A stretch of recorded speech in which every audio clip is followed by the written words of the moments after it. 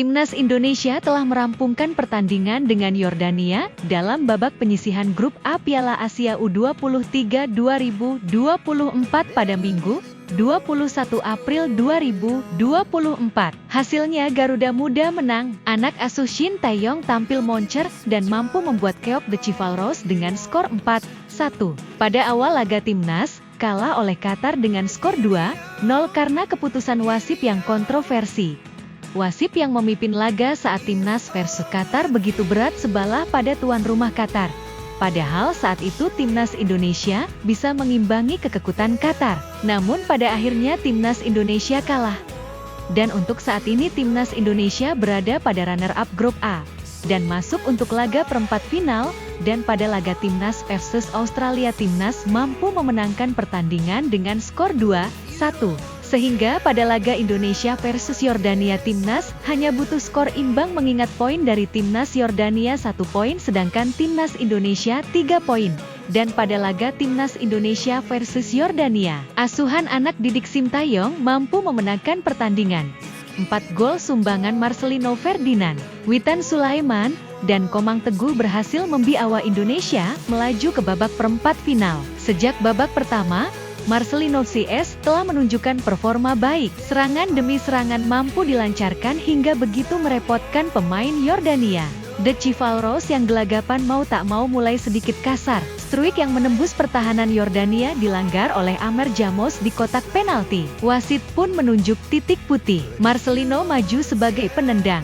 Sempat ada huru-hara sebelum pemain bernomor punggung 7 itu melakukan eksekusi. Namun, ia melakukannya dengan tenang dan tendangannya mampu mengelabui penjaga gawang Yordania. Gol bagi Indonesia pada menit ke-23, skor 1-0. Keberhasilan Marcelino dalam mengeksekusi sepakan penalti memantik semangat Garuda Muda menggandakan angka. Hingga akhirnya pada menit ke-40, Witan Sulaiman menjebol gawang Yordania melalui sodoran Rizky Ridho. Babak pertama pun berakhir, Indonesia unggul 2-0.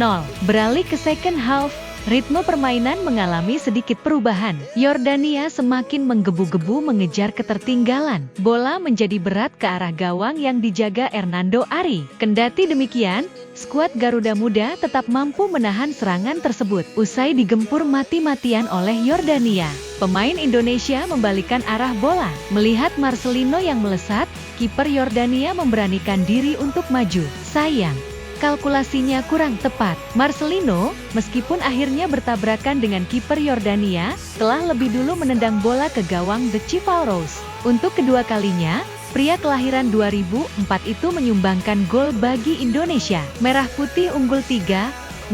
Meski sudah tertinggal cukup jauh, tim asuhan Abdullah Abu Zema masih belum surut semangatnya. Salah satu pemain lawan melakukan tendangan jauh. Hubner berusaha untuk mengadang. Namun, upayanya itu malah menggeser arah bola menuju tepi gawang. Skor berubah menjadi 3-1.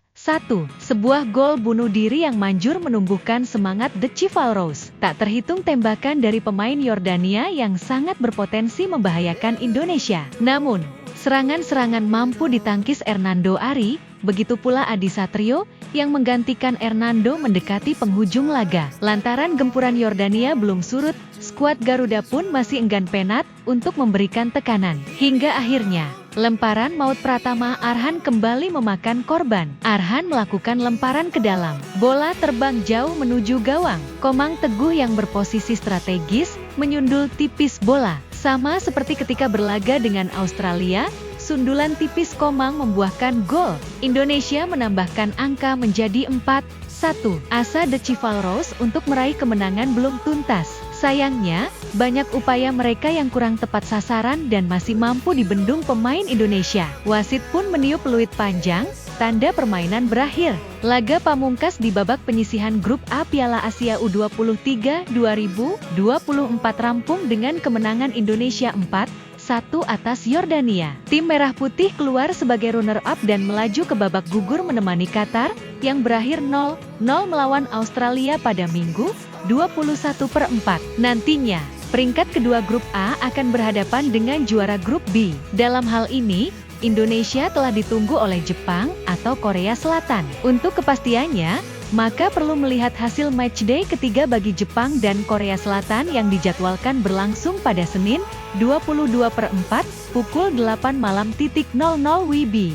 Dan pada pertandingan Jepang versus Korea Selatan dimenangkan oleh Korea dengan skor akhir 1-0. Sehingga membuat timnas Indonesia harus melawan Korea Selatan pada babak 8 besar nanti yang akan dilaksanakan pada hari Jumat jam 00 WIB. Semoga di laga nanti pelatih Sintayong mampu mengeluarkan taktik yang sempurna dan memenangkan pertandingan di perempat final. Sekianlah ulasan tentang timnas Indonesia. Sekian dan terima kasih banyak.